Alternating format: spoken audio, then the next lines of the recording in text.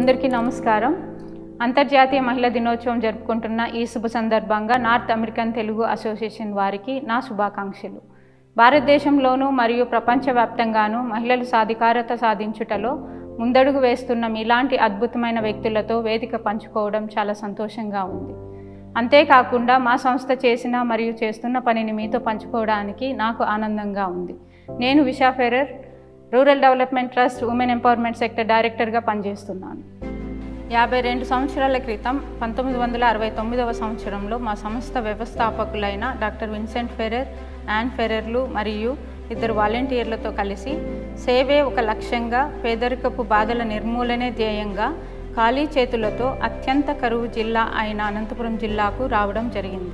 వారికున్న అంకిత భావంతో 1970లో పనికి ఆహార పథకం ప్రారంభించి సంస్థ యొక్క సేవలను అనేక ప్రాంతాలకు విస్తరించడం జరిగింది.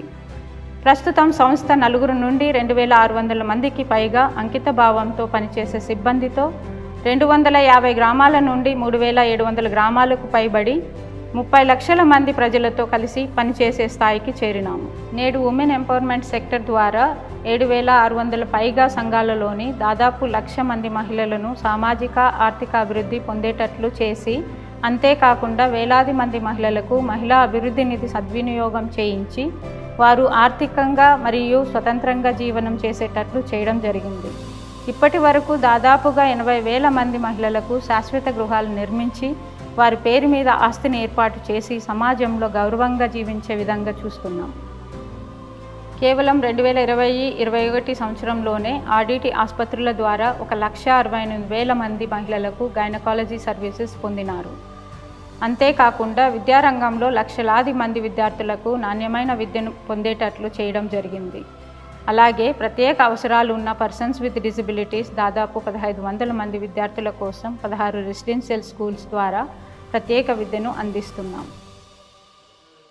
సాధారణంగా మనం ఎంత అభివృద్ధి సాధించాము అని తెలుసుకోవడానికి నంబర్స్ మాత్రమే చూస్తాం. ఈ లెక్కల వెనుక జీవితంలో ఎదురయ్యే సంక్షోభాలను ఎదుర్కొని ధైర్యంగా నిలిచిన మహిళల జీవితాలు ఎన్నో ఉన్నాయి. అందులో ఒక మహిళ గురించి నేను మీతో పంచుకుంటాను.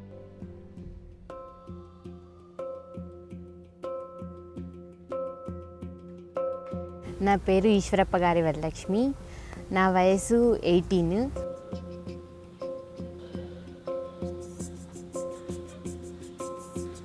నేను second year B Tech mechanical engineering జేఎన్టీయూలో చదువుతున్నా. అమ్మ నాన్న ఇద్దరు వ్యవసాయం, వాళ్ళిద్దరు ఏం చదువుకోలేదు, ఇద్దరు ఇల్లిటరేట్స్.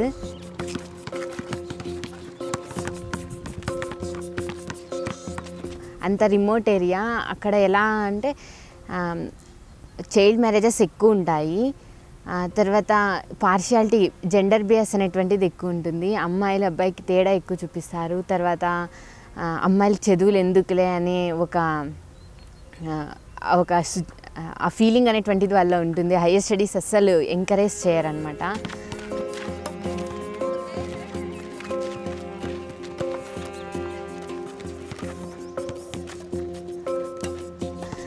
ఇంకా అబ్బాయిలే ఎక్కువ గ్రేట్, అబ్బాయిలనే బాగా చదివించాలి, వాళ్ళే ఏదో చేస్తారు మా కోసం అనే ఒక ఫీలింగ్ ఉంటుంది.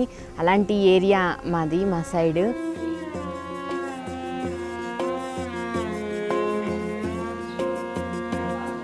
మా ఊరు నుంచి 4 కిలోమీటర్ దూరంలో అక్కడ హై స్కూల్, గవర్నమెంట్ స్కూల్లో చదివాను. రోజు నేను మామూలుగా నడుచుకునే వెళ్ళేదాన్ని 8th క్లాస్ వరకు. 8th క్లాస్లో నాకు ఆర్డిటి సైకిల్ ప్రొవైడ్ చేసింది. దానివల్ల నా వాకింగ్ అనేటువంటి ఈజీ అయింది, స్కూల్కి వెళ్ళడం రావడం. ఇప్పటికి కూడా సైకిల్ ఉంది.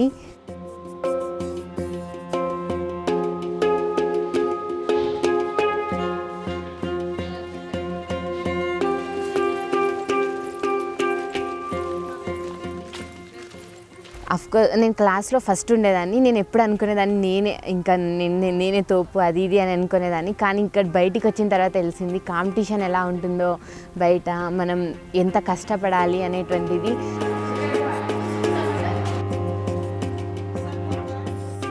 తర్వాత నా 10th అయిపోయిన తర్వాత ఇలా మా సార్ ఆర్డిటి వాళ్ళు హయ్యర్ ఎడ్యుకేషన్ కోసం స్కాలర్షిప్ ప్రొవైడ్ చేస్తున్నారని తెలుసుకున్నా.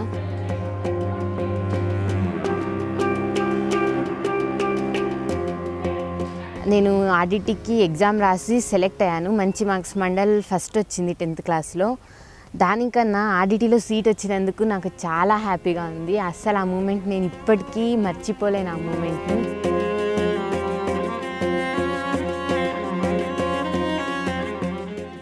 అంటే ఇప్పుడు బైక్స్ అవన్నీ ఉన్నాయి, వాటన్నింటిని ఆటోమొబైల్స్ అంటారు కదా మేడం. దాంట్లో న్యూ ఫ్యూచర్ ఏదైనా న్యూగా తయారు చేయాలని అనుకుంటున్నాను మేము. అందుకోసం నేను మెకానికల్.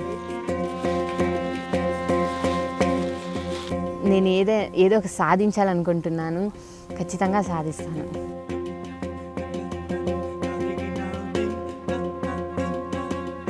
నాకైతే చాలా ప్లానింగ్స్ ఉన్నాయి మ్యామ్. ఫస్ట్ అమ్మాయికి నేను అసలు అమ్మాయిలాగా పెంచాలనుకోవట్లేదు మేడం. అమ్మాయిని అన్నీ తెలిసి ఉండాలి, అన్ని విధంగా తనని డెవలప్ చేయాలనుకుంటా మ్యామ్.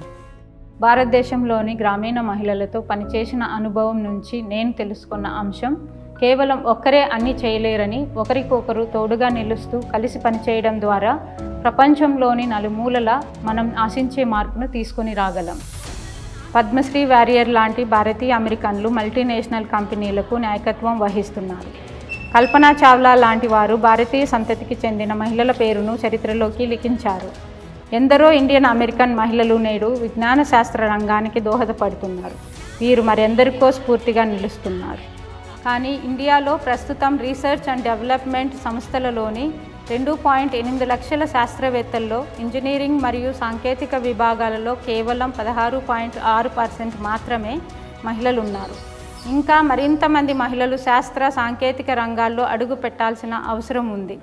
బాధ్యత గల ప్రపంచ పౌరులుగా భావితరాలకు science and technology, engineering and గణిత రంగాలలో సమాన అవకాశాలు, భాగస్వామ్యం ఉండేటట్లు చూడాలి. ఇందులో ఇండియాకు విశేషమైన ప్రతిభ ఉంది. గ్రామీణ ప్రాంతాలలోని మహిళలు భవిష్యత్తులో శాస్త్ర సాంకేతిక రంగాలకు నాయకత్వం వహించగలరు.